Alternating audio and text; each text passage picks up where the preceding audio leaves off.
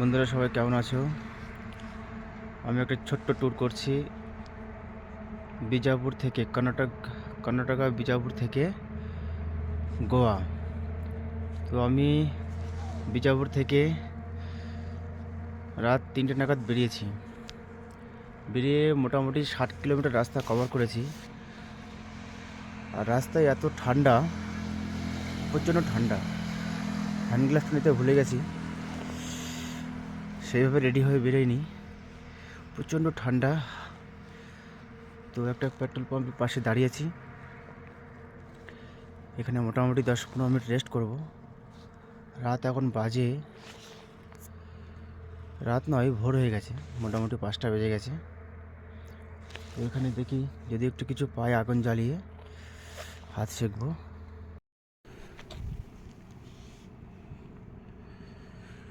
প্রচণ্ড ঠান্ডা। এখন আমি রাত 3টের সময় বেরিয়েছি বিজাপুর থেকে, যাব গোয়া। ভয়ঙ্কর রাস্তা,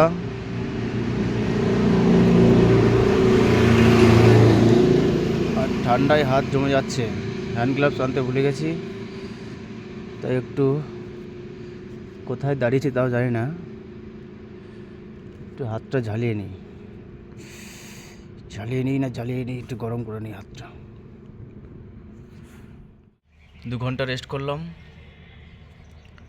রেস্টটা অবশ্য দরকার ছিল না, কিন্তু বাধ্যতামূলক রেস্ট করতে হলো, এত পরিমাণে ঠান্ডা। আগুন জ্বালিয়ে হাত সেঁকে নিয়ে এখানে মোটামুটি 2 ঘন্টা এই কম্বলটা জড়িয়ে বসেছিলাম। তো এখন আবার যাব গোয়ার উদ্দেশ্যে। মোটামুটি ভোর 3টের সময় রওনা হয়েছিলাম বিজাপুর সিটি থেকে। তো আশা করা যাচ্ছে দুপুর 2-3টের মধ্যে পৌঁছে যাব। তো বন্ধুরা সঙ্গে থাকুন, ভিডিওটা সম্পূর্ণ দেখতে থাকুন, আশা করি ভালো লাগবে। আমি এখন আছি কর্ণাটকে। তো এখানে একটা খুব সুন্দর পরিবেশ দেখে দাঁড়ালাম সকালবেলা। এখন ঘড়িতে বাজে আমার 7:30, শীতের সকাল। তো আশেপাশে দেখলাম প্রচুর আঙুরের জমি, এখানে প্রচুর আঙুর চাষ হয় এবং প্রচুর পরিমাণে আখ দেখলাম। এবং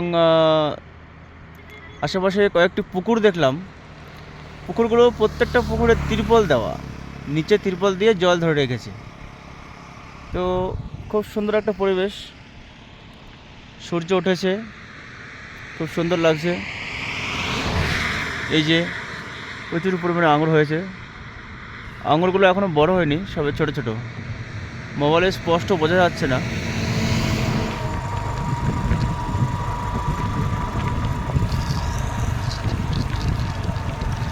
বিজাপুর থেকে গোয়া যাওয়ার পথে এটা সেকেন্ড টোল নাকা। প্রথম টোল নাকার ভিডিও নিতে পারিনি, তখন রাতের অন্ধকারে।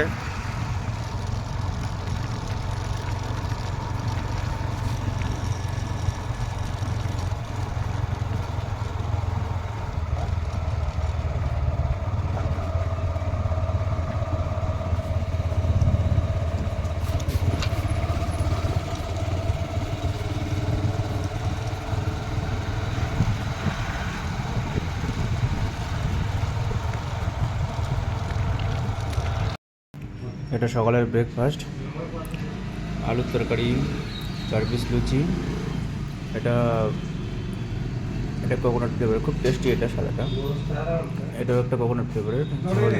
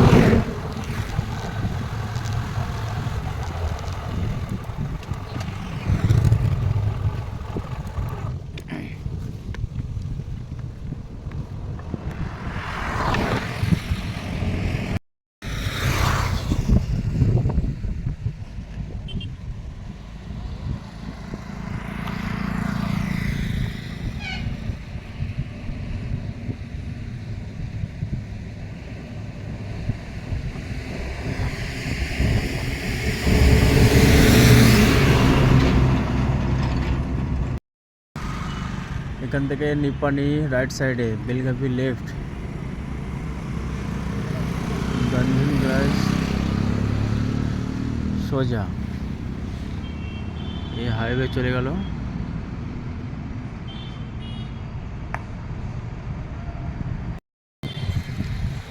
আর মাত্র 152 কিলোমিটার গোয়া। কর্ণাটক বিজাপুর থেকে এ পর্যন্ত এসেছি। টোটাল ডিস্টেন্স ছিল 310 কিলোমিটার, আর বাকি আছে 152 কিলোমিটার। তো মোটামুটি 12টা বেজে গেছে, ভোর 3টের সময় রওনা হয়েছি। অনেকবার রেস্ট নিয়েছি, সে কারণে লেট হচ্ছে যেতে।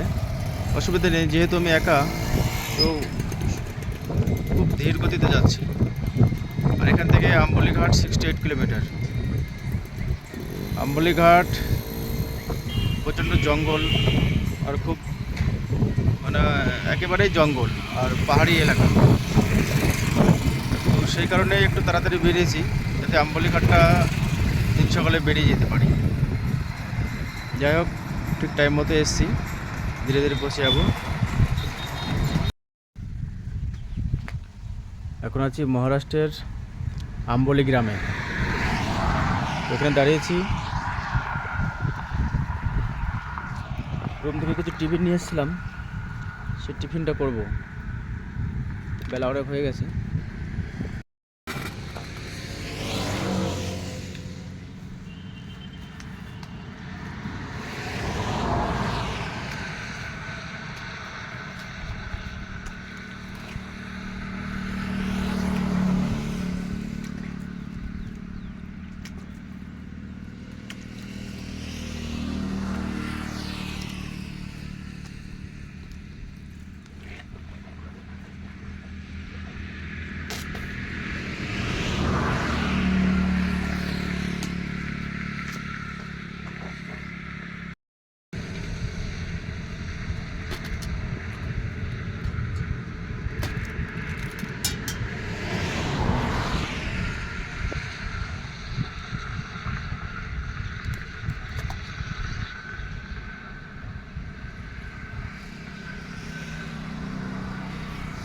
একদম নিরামিষ খাসির মাংস, আলু দিয়ে, উচ্ছে দিয়ে।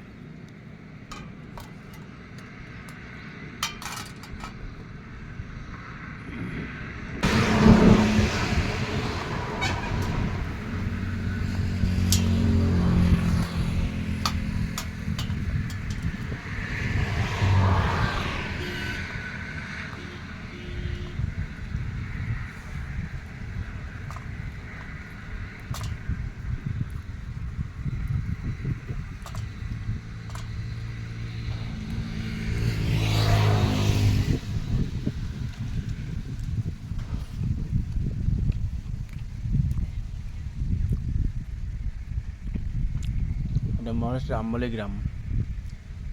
এখানে একটা বাড়ি, 100 মিটার পরে আর একটা বাড়ি, ওই পাহাড়ের কোনায় একটা বাড়ি। এত ফাঁকা ফাঁকা বাড়ি।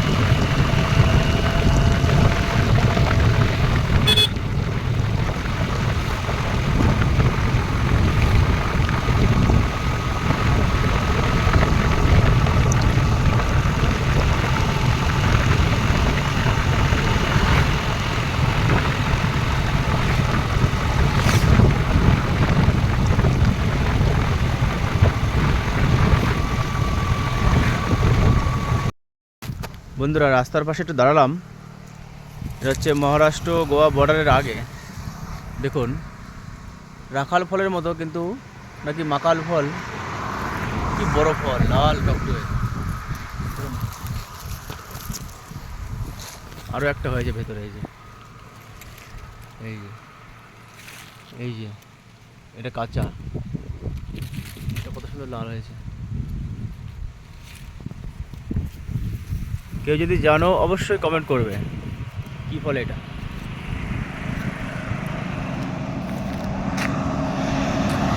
এই যে আমার বাইক দাঁড়িয়ে আছে, 5 মিনিট রেস্ট করলাম এই ফাঁকা জায়গায়।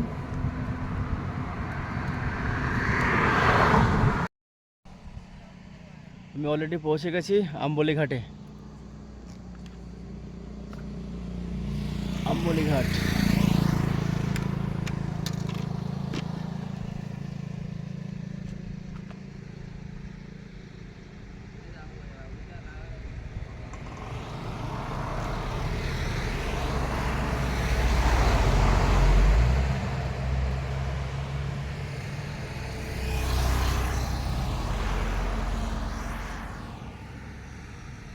খতরনাক ঘাট, খুব ভয়ঙ্কর একটা ঘাট।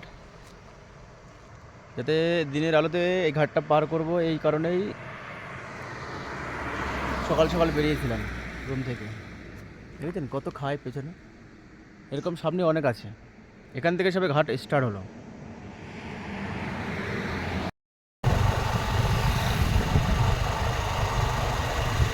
এই সেই ভয়ঙ্কর ঘাট যার নাম আম্বলি। মহারাষ্ট্র গোয়া বর্ডারে মানে মাঝখানে পড়ে এই ঘাটটা। ঘাট মানে অনেক বড় পাহাড়, এক সাইডে বড় খাই, অনেকটা রাস্তা জুড়ে।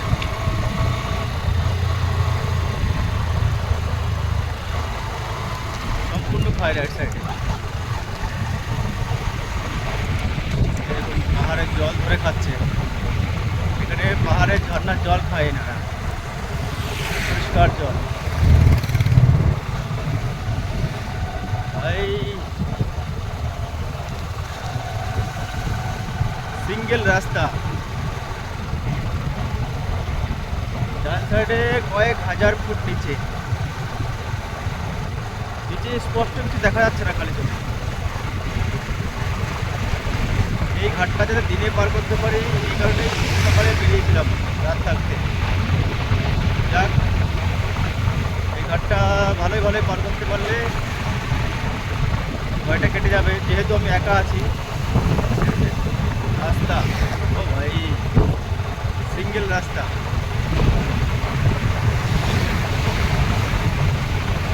এই ছোটো ছোটো গাড়ি যেগুলো সব আসছে সব গোয়া থেকে আসছে, সব গোয়া ঘুরতে গেছে।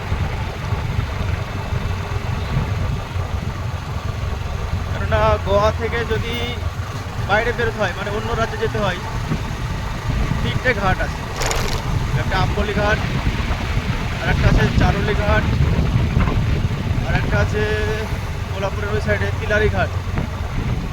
তো আমি অনেক দিন আগে প্রথমে এই ঘাট থেকে এসেছিলাম, মানে গোয়া থেকে বাসে করে আসার সময় এই ঘাট দিয়ে এসেছিলাম। তখন, এখন তো রাস্তা ভালো, তখন প্রচণ্ড ভয়ঙ্কর ছিল। আর যেরকম নতুন নতুন এখন সব ব্যারিকেডগুলো সাইডে দিয়েছে, এত ব্যারিকেড ছিল না, প্রচণ্ড ভয়ঙ্কর রাস্তা ছিল। এখন তো খুব সুন্দর রাস্তা করেছে, সাইড দিয়ে ব্যারিকেড করে দিয়েছে, ভয়ের কোনো কারণে নেই। শুধু রাত্রে আসলে একটু ভয় লাগে।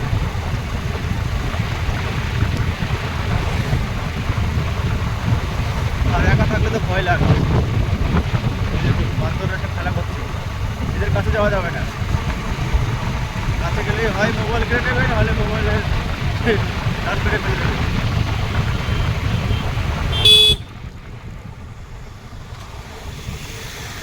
রাস্তা,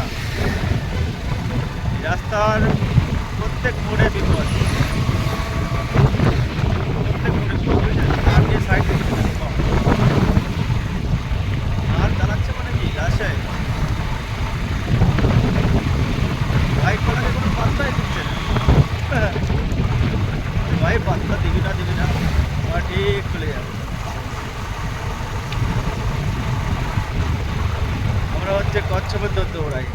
পৌঁছে যাবো। ঠিক আছে?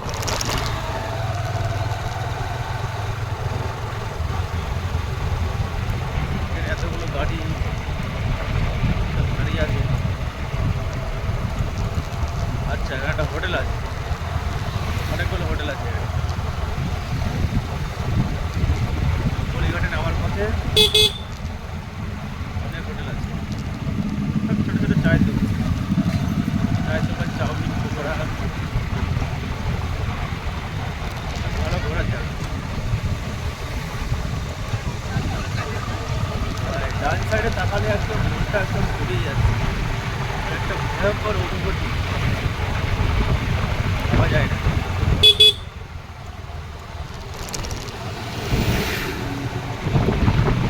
কোথায় কলকাতার ছেলে,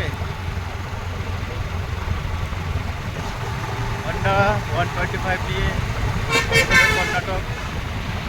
কর্ণাটক থেকে আজকে একাই বেরিয়ে পড়লাম গোয়ার উদ্দেশ্যে। চলছি একা একা পথে। নেচার লাভার, প্রকৃতিকে যে ভালোবাসে তার কাছে রাস্তায় এত জার্নি, এই জার্নি মনে হবে না, কষ্ট থাকতেও তার ভালো লাগে।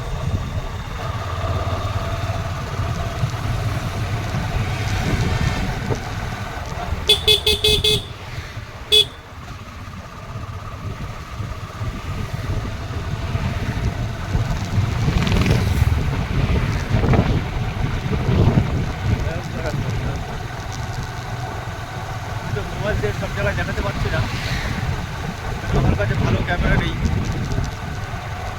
আর একটাই মোবাইল, বাহাতে খারাপ পাহাড় উঠে গেছে। এই যে বন্দরের ভাই, বান্দর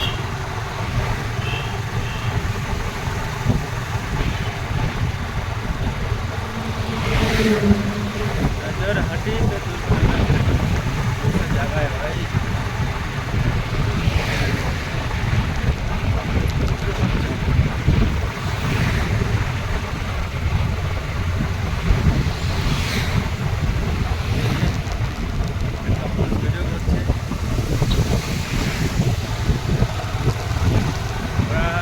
রাইডার কমপ্লিট রাইডিং করছে ওরা,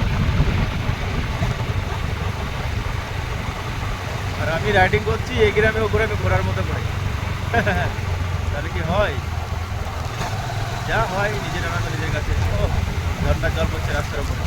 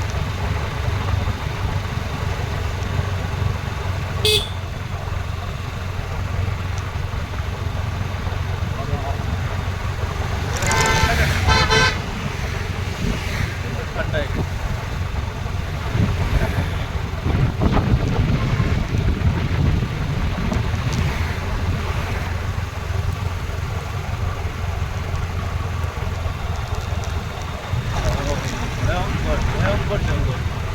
এই যদি আমি রাত্রে আসতাম তাহলে খুব কষ্ট হতো, খুব ভয় পেতাম। অবশ্য পার হয়ে যেতাম, এর আগে অনেক জঙ্গল পার করেছি রাত্রে, কিন্তু একা একা থাকলে বেশি ভয় পেতাম।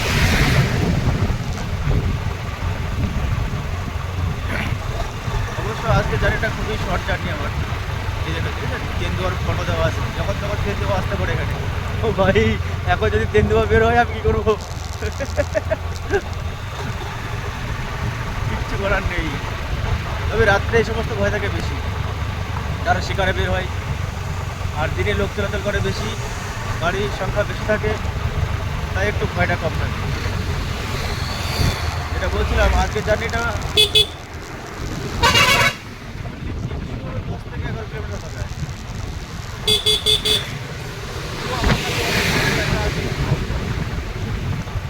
আজকে অনেক জায়গায় দাঁড়িয়েছি,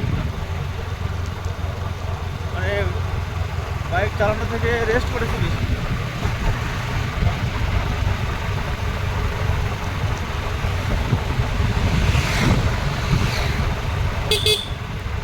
যত নিচে নামছি তত শীত লাগছে বেশি, ঠান্ডাটা বেশি নিচে।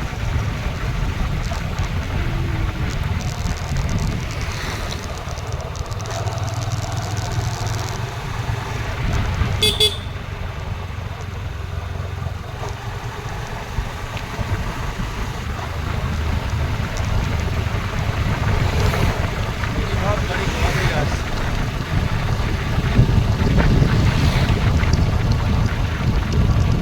ম্যাক্সিমাম ব্যাঙ্গালোর, কর্ণাটক, আমাদের ব্যাঙ্গালোরের মধ্যে পড়ে কর্ণাটকা। ব্যাঙ্গালোরের ম্যাক্সিমাম গাড়ি যারা গোয়াতে যায় ঘুরতে, সবাই এখান দিয়ে যায় বেশি। আর মহারাষ্ট্র কম অংশটা পড়ে এই সাইডে, কিন্তু মহারাষ্ট্র বর্ডার, এটা মহারাষ্ট্রের সীমানা। ভারতবর্ষের বিভিন্ন জায়গায় জল সীমানা ভাগ করে, মানে নদী দিয়ে জল সীমানা ভাগ করে, কিন্তু এখানে এখানে মহারাষ্ট্রটাকে মোটামুটি 3 দিয়ে ভাগ করেছে, মানে পাহাড় দিয়ে ভাগ করা হয়েছে মহারাষ্ট্র আর গোয়ার বর্ডার। মাঝখানে বড় পাহাড়, এই পাশে মহারাষ্ট্র, নিচে গেলে গোয়া।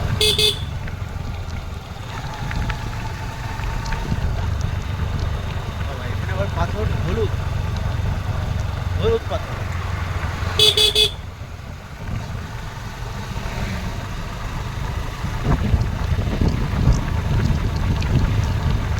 ডান দিকে আমি ক্যামেরাটা দেখাতে পারছি না, ডান দিকে দৃশ্যটা খুব সুন্দর। উপর থেকে রৌদ্র পড়েছে, নিচে কুয়াশা আছে দেখা যাচ্ছে। যদিও শীতের সময় না এখন।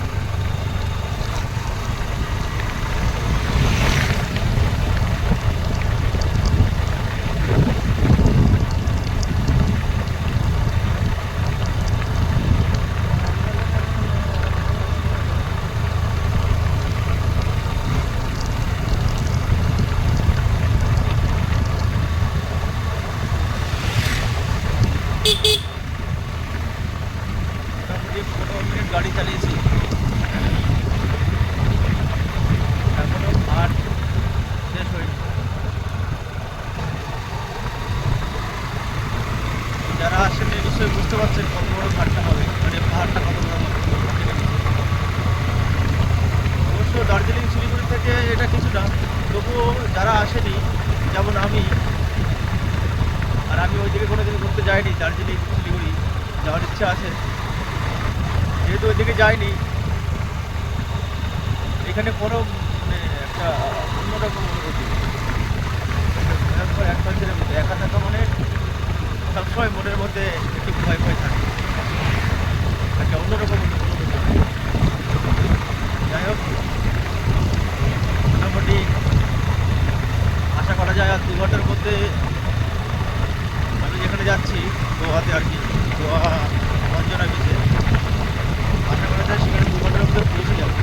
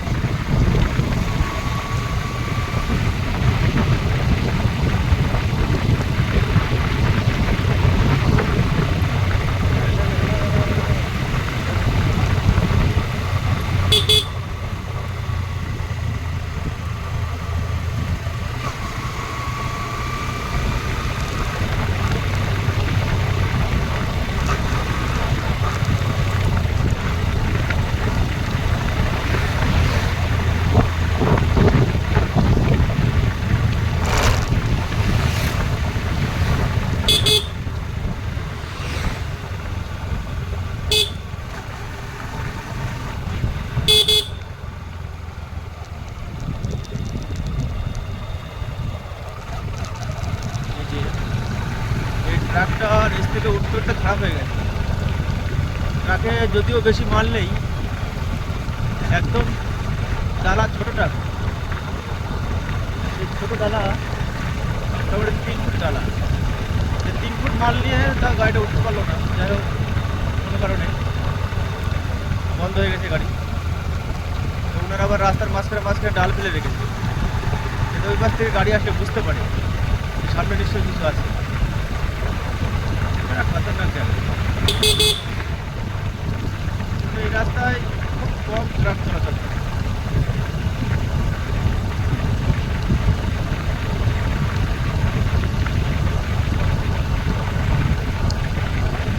আমি যখন গোয়া থেকে প্রথমবার বাড়ি যাওয়ার উদ্দেশ্যে যাই পুনেতে, তখন এই ঘাট দিয়ে আমি গেছিলাম বাসে। তবে রাস্তা খুবই খারাপ ছিল, আর এর থেকে রাস্তা ছোটো ছিল। এখন তো ডবল গাড়ি যাচ্ছে, গাড়ি দাঁড়া করছে।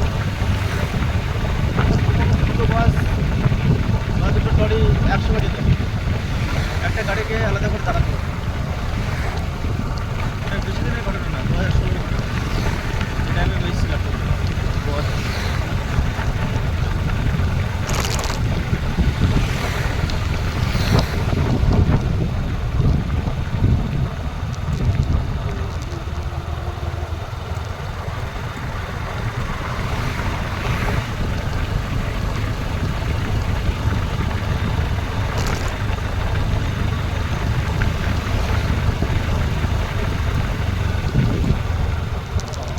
মনে হচ্ছে আর বেশি দূর নেই, আর শেষের পথে।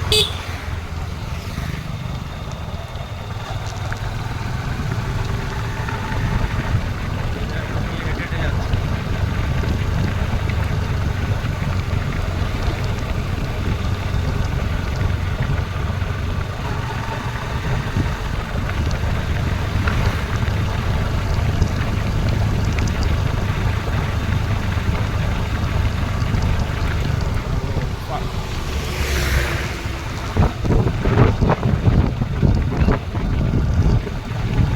হাঁটি তো দুর্ঘটনা ঘটে। আর ট্রাফিক করলে ওখানে চাপা থাকাটা স্বাভাবিক, আর লম্বা।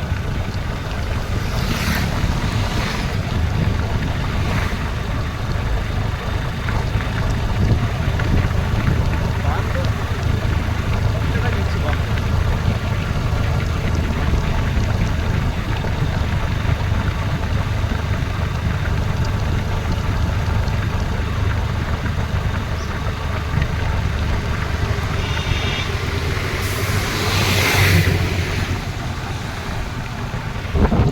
দেখুন, এই টাইমে গাড়ির অনেক ভিড়, যারা গোয়া থেকে বাড়ি ফিরছে। ম্যাক্সিমামই মোটামুটি সবাই এই রাস্তাটা রাত্রের দিকে অ্যাভয়েড করে। এখন অবশ্য আগের মতো ভয় নেই, এই রাস্তা ভালো আছে, গাড়ি ফাড়ি স্পিডে বেরিয়ে যায়, তবুও সবাই রাত্রেই এই রাস্তাটা অ্যাভয়েড করে। নিশ্চয়ই কোনো ভয়ঙ্কর ঘটনা ঘটেছিল এর আগে, অনেকবার ঘটেছিল, একবার দুবার নয়। কারণ রত্নাগিরি জঙ্গলের সঙ্গে এই জঙ্গলের কোনো মিল আছে। যে সমস্ত জঙ্গলি জানোয়ার বাঘ তো ছিল আগের মতো, যাতায়াতের রাস্তা ছিল। কিন্তু এখন আর দেখা যায় না এদিকে, কারণ যেভাবে ভাড়া করে কেটেছে রাস্তাগুলো, তা মোটামুটি আর এইদিকে উঠতে পারে না।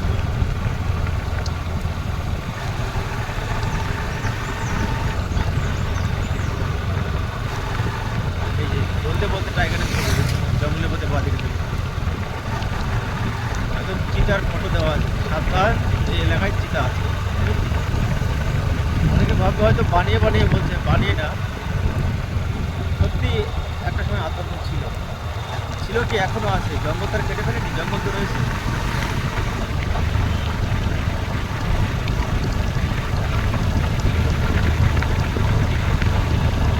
এই জঙ্গলে জঙ্গলি জন্তু বলতে সব থেকে বেশি আছে শুয়োর। ছাড়টা শুয়োর প্রচুর আছে, জঙ্গলি শুয়োর। খুব ভয়ঙ্কর হয়।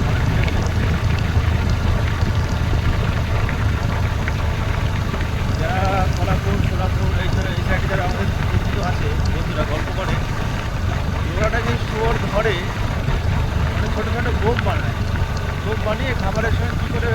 ফাঁস পেতে রেখে দেয়, আবার মাখিয়ে রেখে দেয়। যখন ওরা খেতে যায়, যখনই কামড় দেবে তখনই বোমটা ফেটে যায়। আর বোমটা ফেটে গেলে ওর মাথাটা পুরো সম্পূর্ণ নষ্ট হয়ে যায়, মাথাটা উঠে গেলে তখন যন্ত্রণা মরে পড়ে যায়। এইভাবে ওরা শুয়োর শিকার করে। তাছাড়া ওরা যদি গুলি মারে, তীর মারে, তাও নাকি সে থাকে না, সে দৌড়ে চলে যায় জঙ্গলের মধ্যে, আর পায় না, খুঁজে পায় না, সহজে পড়ে না।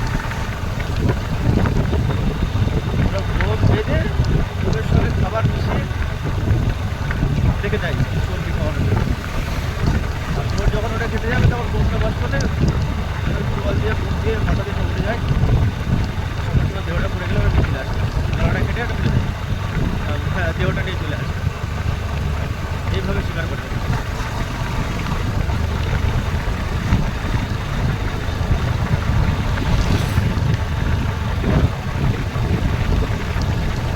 তার দিকে এখনো প্রচুর ভয় রয়েছে, বাদিকে খারাপ পাহাড়।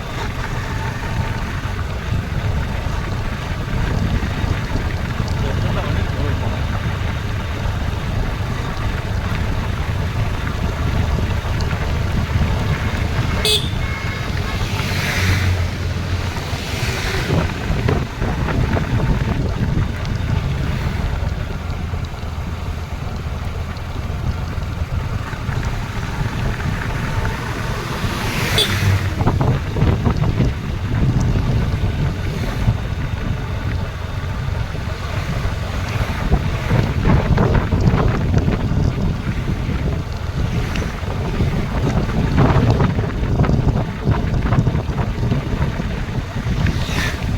এখানে আশেপাশে যারা এলাকার লোক আছে, যারা বাস, তারা ঠিক পায় না, জঙ্গলে প্রচুর বাস। এখানে আবার বড় বড় বাস আছে, বড় বড় পাহাড়ি অঞ্চলে। ওদের বাস কিনতে হয় না, দেখুন বাসগুলো পচে নষ্ট হয়ে যাচ্ছে।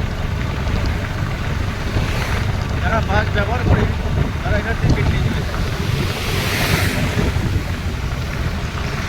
এখানে বাস ব্যবহার করার লোক আমারই বাড়িতে কমপ্লিট হোক, এখানে পাথর, বড় বড় পাথর ভেঙে ভেঙে ইট তৈরি করে। ইট না, ওই পাথরের মতো এই বড় বড় চাই করে এবার ঘর তৈরি করে।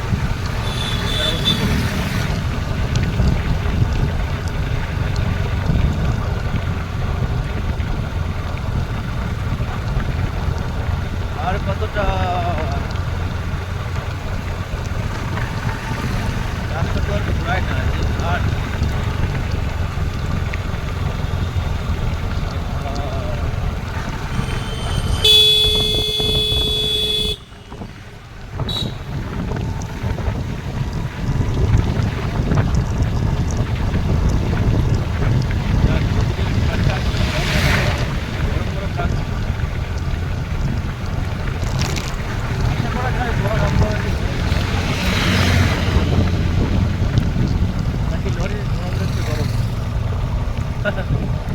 লরি উঠতে ওদের কষ্ট হয়ে যাচ্ছে, গরম ভাবে আবহাওয়াটা গরম আছে এদিকে। আর একটু স্পিড গাড়ি চালাচ্ছি, এই পাহাড়টা এখনো শেষ হয়নি।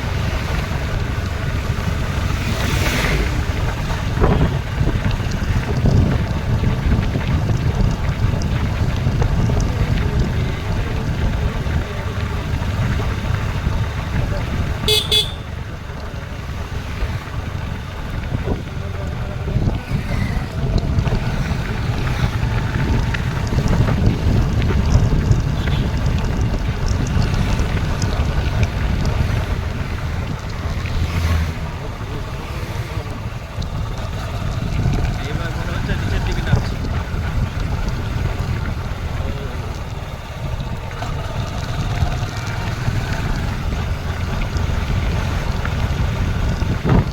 তোমার বাঁ দিকে চলে আসবে, বাঁ দিকে ঢালু হয়ে গেল, ডান দিকে ধীরে ধীরে উঠছে। এখানে গাছগুলো কতটা লম্বা, নিচের দিকে নেমে গেছে প্রায় প্রায় নিচে নেমে গেছে। ভয়ঙ্কর জঙ্গল, ভয়ঙ্কর। বাঙালি দেখতে হবে, বাঙালি। হ্যাঁ, জায়গায় চলে যাবে।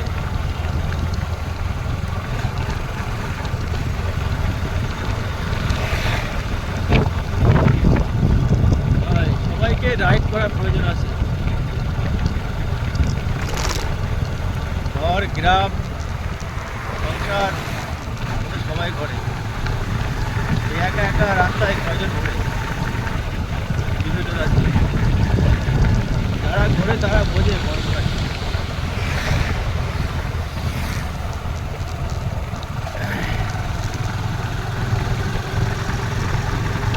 অবকাশ জীবন মানুষের জীবনে একটা অন্যতম লক্ষ্য থাকে, অনেক থেকে থাকে করতে পারে।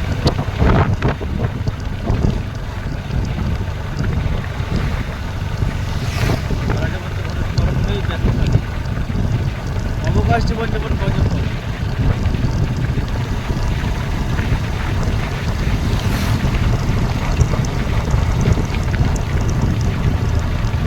তবে নর্মাল টু হুইলার নিয়ে যদি ঘুরতে আসা হয় আর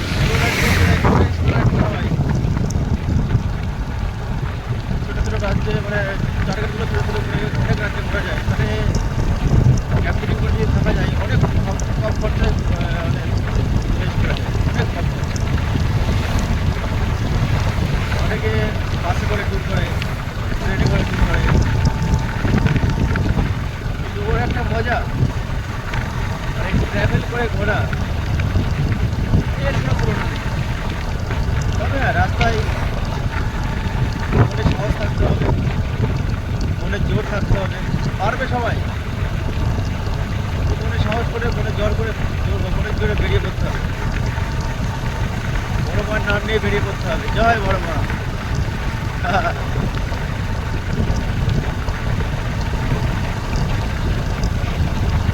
একা একা প্রশ্ন করছি, ভয়ও লাগছে আমার। কিসের ভয়? দিন তো, তাই কোনো চিন্তা নেই, তাহলে একটু ভয় লাগবে।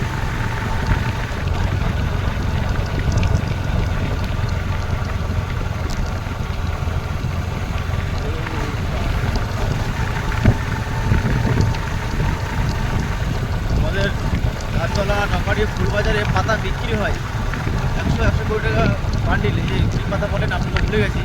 আর এখানে জঙ্গল জঙ্গল হয়ে আছে সেই পাতা, এগুলো বিয়ে বাড়িতে সাজাতে লাগে, ফুলের তোলা সাজাতে লাগে। এখানে সেসব পাতা আর গাছগুলো কী বড় বড়, একটা গাছ খেতে ছোট, বড় বড় হয়ে গেছে, ডালগুলো বড় হয়ে গেছে, প্রচুর পাতা। এর আগে দেখেছিলাম পুকুরিঘাটে দেখেছিলাম তখন যাচ্ছিলাম ট্রেনে করে। পুকুরিঘাটে বেতের ছাদ, পুকুরিঘাট পার হয়ে গেলে দুই সাইডে ট্রেন থেকে দেখা যায় গোটা জীবন সব বেতের এত ছাড় যে অত জঙ্গলের কেউ কাটতে আসে, এতই জঙ্গল ওখানে। বেত একটা এমন জিনিস প্রচুর চাহিদা আছে, আর ওখানে জঙ্গলে প্রচুর অ্যাভেলেবেল হয়ে আছে। ভয়ে দিতে পারবে না কেউ, এত জঙ্গল। বাহ, চলে এসছি নিচে, এই আমতলি ঘাট ছাড়লাম, গোয়া বাউন্ডারিতে প্রবেশ করলাম। আমরা বর্ডারে আসিনি, তবে এটা গোয়ার মধ্যে পড়ে। দেখুন, গোয়াতে ঢুকতেই প্রথমেই চোখে পড়বে সব টালির ঘর। যদি পাকা বাড়িও হয়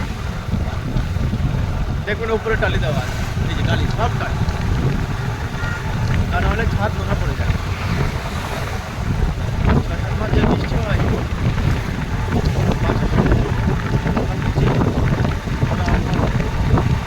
ছাদ দেওয়া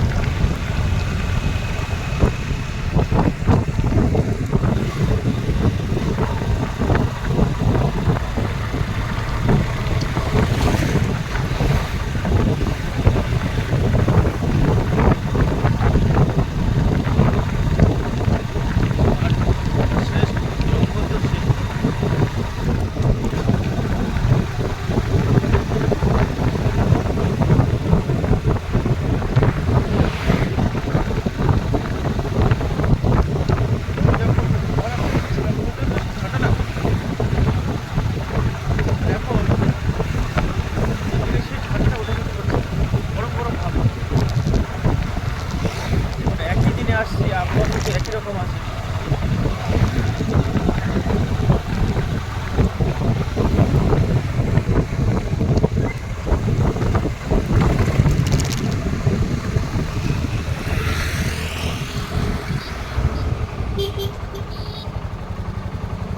হচ্ছে রাস্তা বাঁ দিকে যেতে হবে মনে হচ্ছে।